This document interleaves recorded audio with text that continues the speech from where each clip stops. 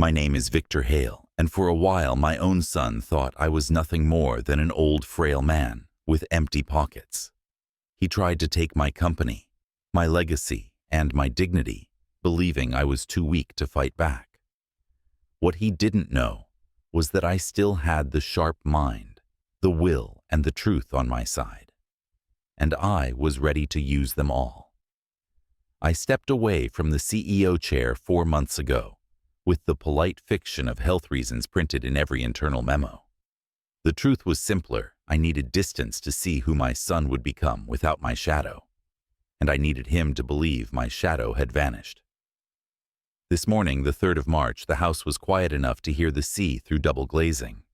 Sunlight laid perfect squares across the marble floor like a chessboard someone had forgotten to put away. Brandon arrived to check on me, a phrase he used, the way a landlord checks on an empty unit. He complimented the garden, the view, the coffee machine. Then, over the soft clink of cutlery, he began to steer the conversation toward my well-being. "You've earned a long break, Dad. You shouldn't stress about quarterly rhythms anymore. Let me keep the company on course. On course." His mouth shaped the words like a promise. His eyes delivered a verdict. We sat in the Hale dining room, 12 chairs, 3 people, too much air between them. Madison was there, out of duty, poised and polite, offering refills and neutral smiles. She watched us the way one watches weather, measuring the pressure, predicting rain. Brandon's voice grew brighter when he talked about a new initiative, data-driven, fast-moving surgical. He didn't ask for my opinion. He performed it at me like a keynote. "The market is changing every 6 weeks," he said. "Legacy mindsets can't keep pace. You always taught me to move when others hesitate." "I did," I said, keeping my tone light. "And I also taught you to know what you're moving toward." He laughed, shook his head, the tolerant amusement people reserve for the elderly. It landed gently like dust, and then it stung. I let the moment pass, placed a napkin beside my plate, and coughed once into my fist. The cough was real enough. The timing was theater. "I suppose you're right," I added, as if deciding something difficult. "Handle the upcoming deals as you see fit. I'll trust your judgment." Across the table, Madison's gaze lifted, searching my face for a second layer. I offered none. Brandon relaxed into his chair, victorious, in a game I was still setting up. He launched into details: new subsidiaries, agile partnerships, a transformational agreement he wanted finalized quickly. His language was all edges and speed. When he mentioned strategic capital, the room seemed to tilt a degree. I sipped coffee and counted his verbs. Then his phone vibrated. He glanced at the screen and excused himself with a smile that didn't reach his eyes. He stepped into the hallway outside the glass-paneled door. Sound travels in houses that were built for appearances, not secrets. B&R Ventures. Yes, before the 31st. No, he won't be in the room. 3 fragments, enough to map the battlefield, the partner, the deadline, the plan to keep me outside. I didn't rise. I didn't follow. I watched his outline blur through frosted glass, one hand on his hip, the other cutting the air as if he were already dividing a prize. He returned buoyant.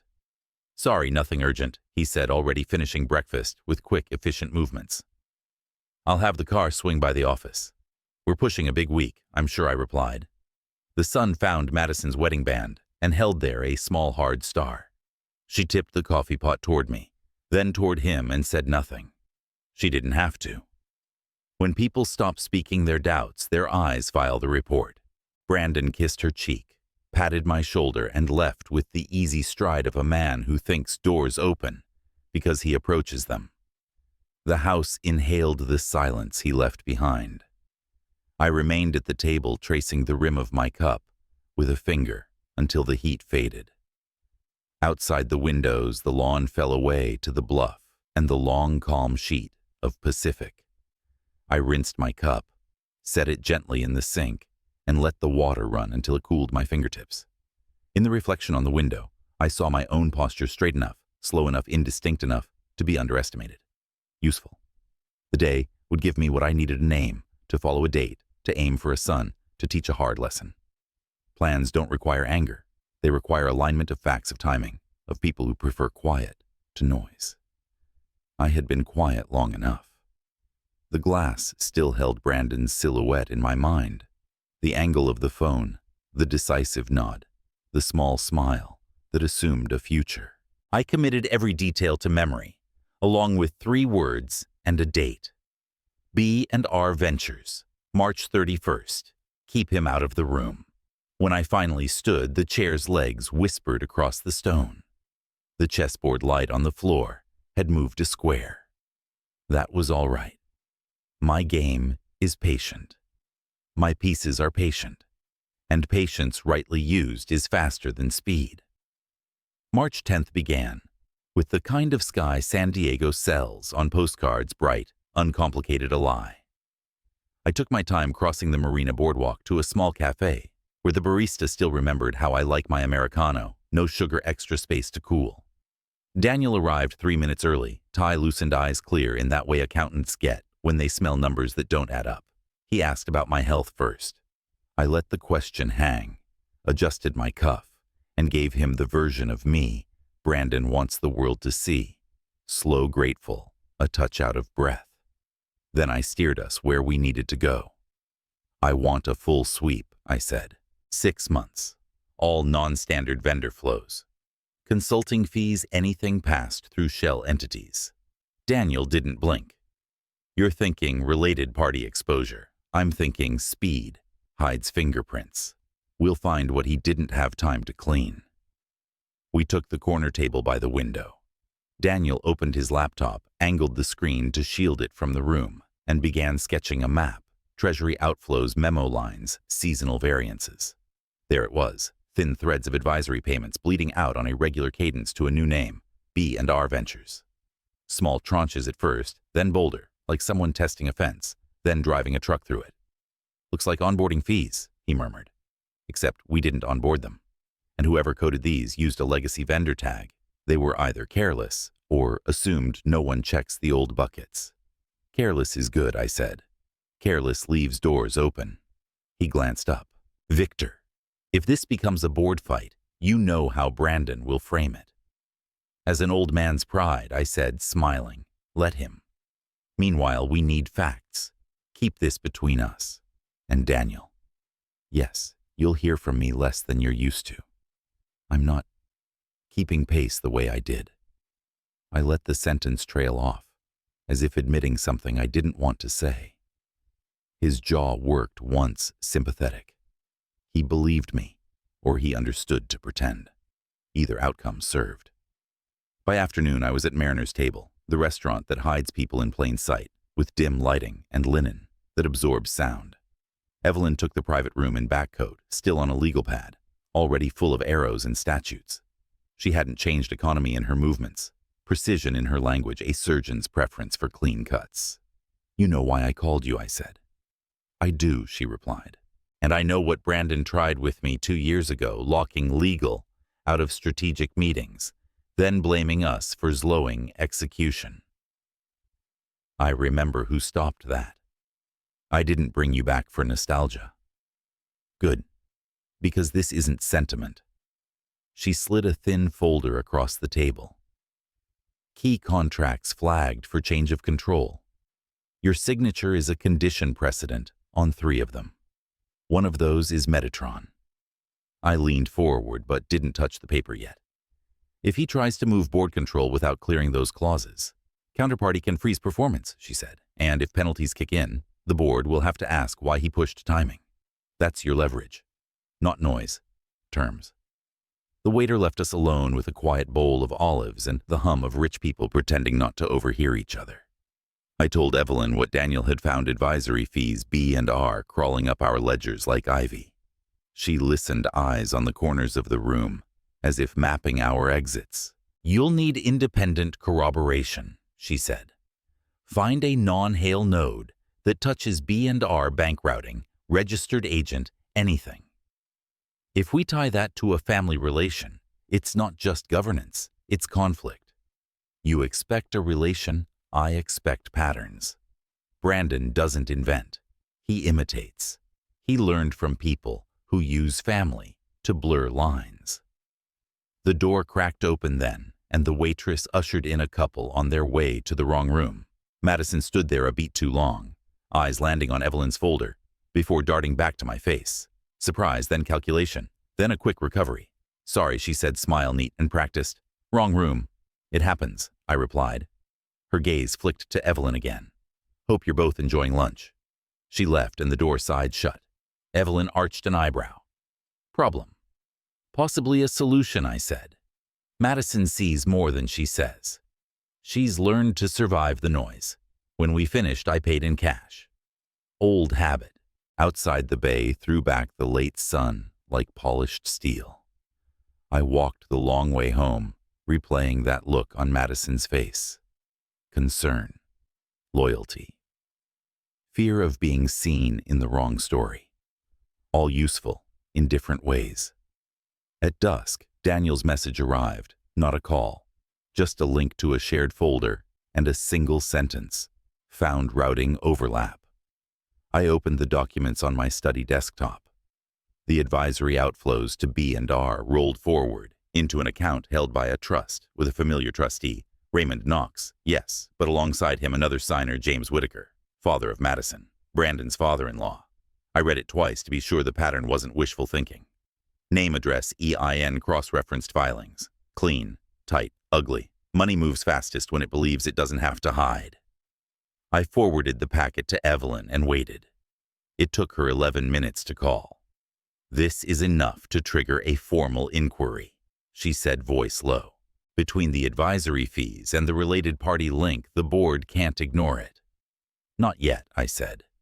We aim for timing, not speed. I want him to feel safe enough to step closer to the edge. Silence. Then softer, almost approval.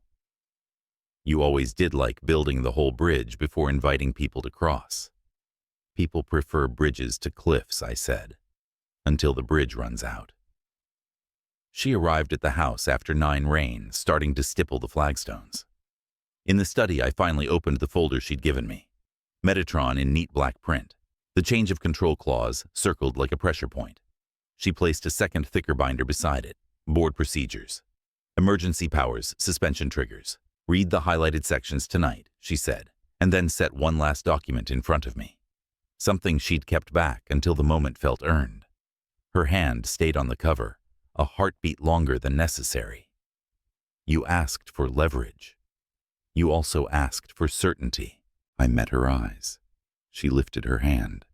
The room seemed to narrow to the edges of the paper, the ink the hinge where everything would bend. March the 25th arrived without fanfare, at least for me. For Brandon, it was the opening act of his coronation. The 28th floor of Hale Industries had been transformed spotlit displays of new product lines, panoramic windows framing the city like a conquered prize, and the kind of catered spread meant to soften questions before they're asked. I came in through the side entrance, no entourage, no preamble. Let them think I was here out of courtesy. The air in the room was thick with the optimism Brandon had been selling for months, a new era of innovation and market expansion. Shareholders leaned forward in their seats, reporters whispered to their photographers, and Brandon stood at the front, immaculate in his charcoal suit, clicking through his slides with the confidence of a man who believes the end game is already his. His presentation was polished charts trending upward revenue forecasts, gilded with exclusive partnerships, and finally, the centerpiece B&R Ventures. A strategic ally, he said, perfectly positioned to accelerate our international reach. He spoke of a golden window that required swift approval. The vote he proposed would be immediate, before the ink on the press release cooled. From the third row, I raised a hand. Before we rush to history, Brandon, can you confirm these arrangements don't trigger any contractual restrictions with existing partners? His smile didn't falter. Of course, Victor. Metatron is in full alignment. No obstacles. A murmur of agreement swept the board. That was Daniel's cue. From the technical section, he leaned toward his microphone. For the record, he said, evenly. Can we have that confirmation noted in the minutes that there are no contractual bindings or consent requirements affecting this partnership. Brandon, too eager to project authority, nodded without hesitation.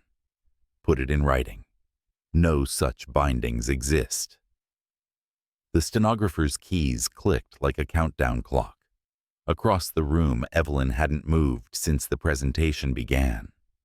Now she rose slow and deliberate, a slim folder in hand. She walked to the center table, laid the Metatron contract flat, and tapped the circled clause with the tip of her pen. This, she said, voice clear enough to carry over the hum of the cameras, is a change of control provision, requiring Victor Hale's signature for any strategic restructuring. No signature, no restructuring. Metatron may also suspend performance and impose penalties for breach. The silence that followed was sharp enough to cut glass. Then, like the first drop before a storm, one shareholder's phone buzzed. Another followed. A man at the far end glanced at a message, his brows climbing. A leak had landed mid-meeting diagrams of Hale Industries' payment flows to B&R Ventures, complete with routing overlaps, and a trustee list that named James Whitaker, Brandon's father-in-law. The coincidence was too perfect to ignore. Flashes erupted from the press pit, the sound brittle and relentless. Brandon's poise cracked in micro-expressions, jaw-tight eyes, darting to the contract, to me, to Evelyn. I didn't move. I didn't need to. The trap was already sprung, every piece placed in reach, weeks before. From my seat in the corner, I simply observed the architect watching a structure fold under its own weight. The boardroom had gone from coronation to cross-examination in less than 5 minutes, and Brandon knew it. I let the moment stretch until the tension was almost audible, then sat back, hands still, eyes calm. The cameras kept firing. Somewhere in the chaos, I could feel the next move lining up, one that would carry us straight into the war he thought he'd already won. March 26th began like a brush fire. Small sparks, then sudden heat, and by noon the whole city seemed to be watching Hale Industries burn. The morning papers didn't waste subtlety. Young CEO faces conflict of interest allegations.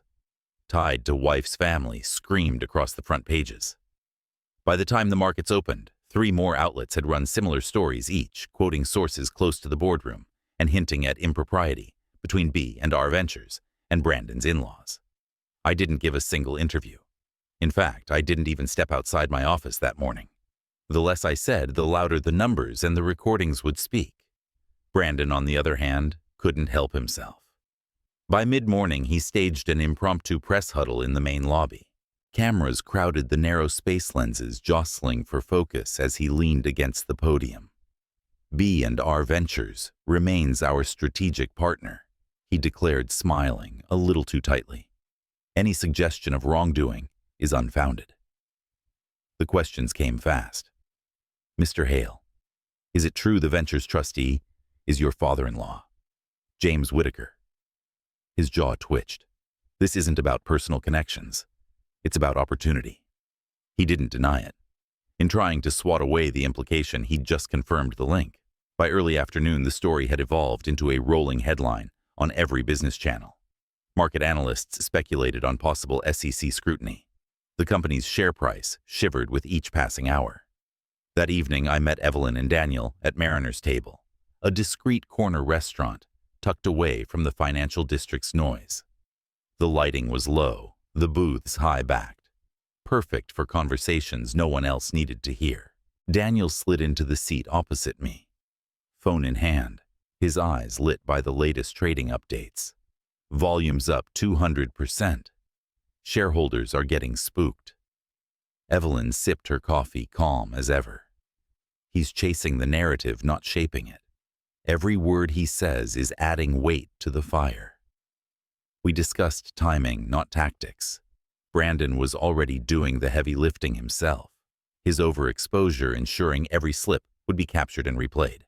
All we had to do was watch the rope tighten. Halfway through the meeting, Evelyn's phone buzzed. She glanced at the screen, then at me. Anonymous sender, she said. She opened the email, and the color in her eyes shifted from curiosity to focus. A single audio file. Daniel tapped play. The voice was unmistakable, Brandon, clipped and urgent. We need to get the old man out before the Metatron deal's signed. If he's still on that contract, The profits get split. That's not happening. Another voice, older, slower Whitaker's. Then make sure the vote goes through without him. The restaurant's quiet seemed to deepen the ambient clink of silverware suddenly miles away. Evelyn set the phone down, her expression neutral. This is our linchpin. I listened twice, then leaned back, letting the weight of the recording settle in the space between us. We won't push it, I said. We'll let him say the rest before the board. Outside, the city lights blinked against the dark, unaware of the storm gathering just a few blocks away. Brandon thought he was fighting a PR battle. He hadn't realized the trial was already underway. He'd just volunteered to be Exhibit A. March 29th carried the kind of stillness you get right before a summer storm, controlled procedural, yet charged with expectation. By then, the anonymous recording, the transaction flowcharts, and the bank statements were no longer whispers passed between allies. Evelyn had compiled them into a single airtight dossier. It wasn't a leak to the press this time. It was an official submission to the Internal Compliance Committee.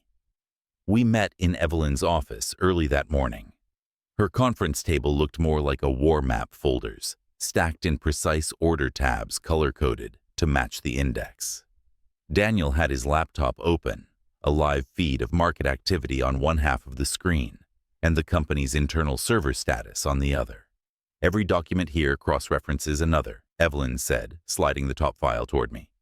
If Brandon tries to discredit one piece, the next reinforces it. And the recording, it's the nail. I didn't touch the file. My role was not to hold the weapon, only to ensure it was used at the right moment. By midday, the compliance committee assembled in a secure boardroom. Brandon was already there, pacing his tie loose and his phone in hand. His lawyer sat beside him, eyes flicking from document to document, with a growing tightness in his jaw. The committee chair began without ceremony. We've received substantial evidence suggesting a conflict of interest between the CEO and B&R Ventures, whose trustee is Mr. James Whitaker, the CEO's father-in-law.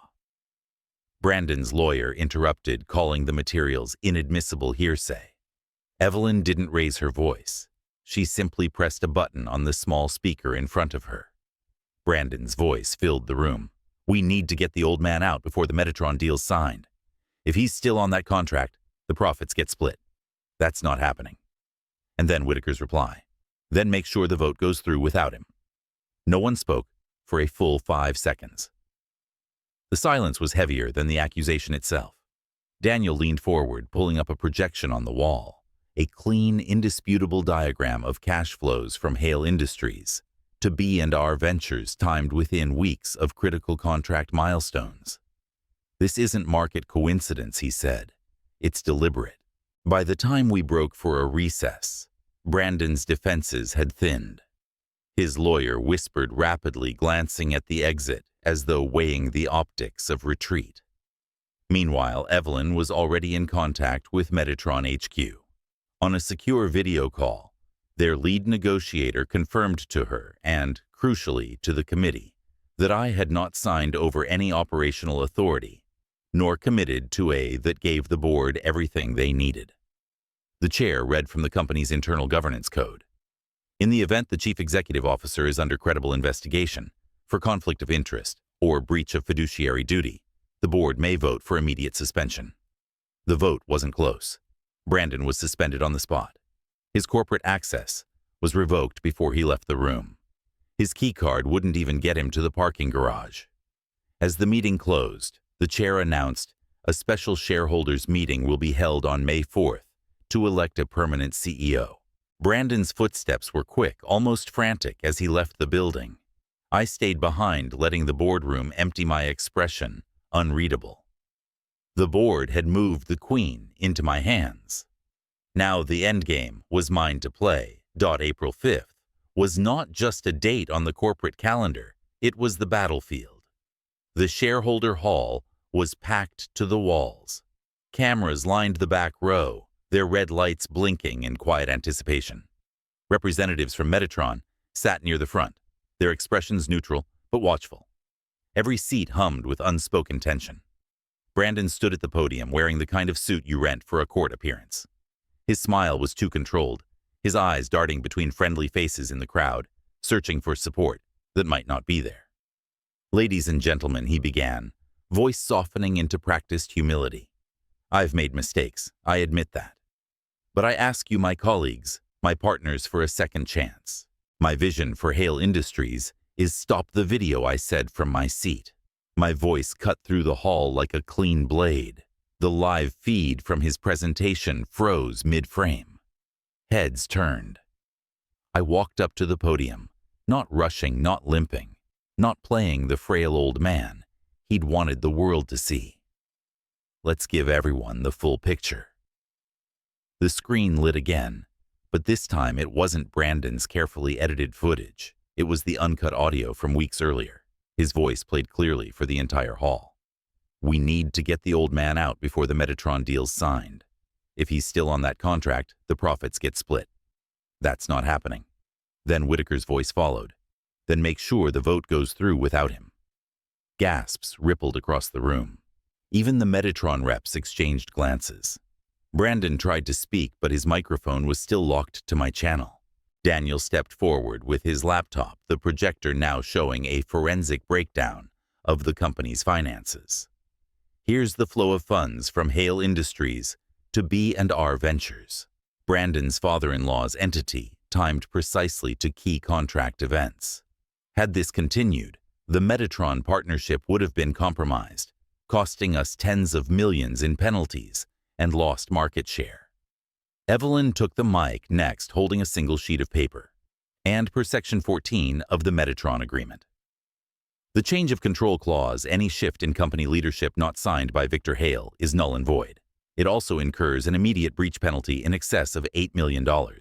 She paused, letting the weight of the number sink in. A penalty. Hale Industries would pay, not B&R Ventures.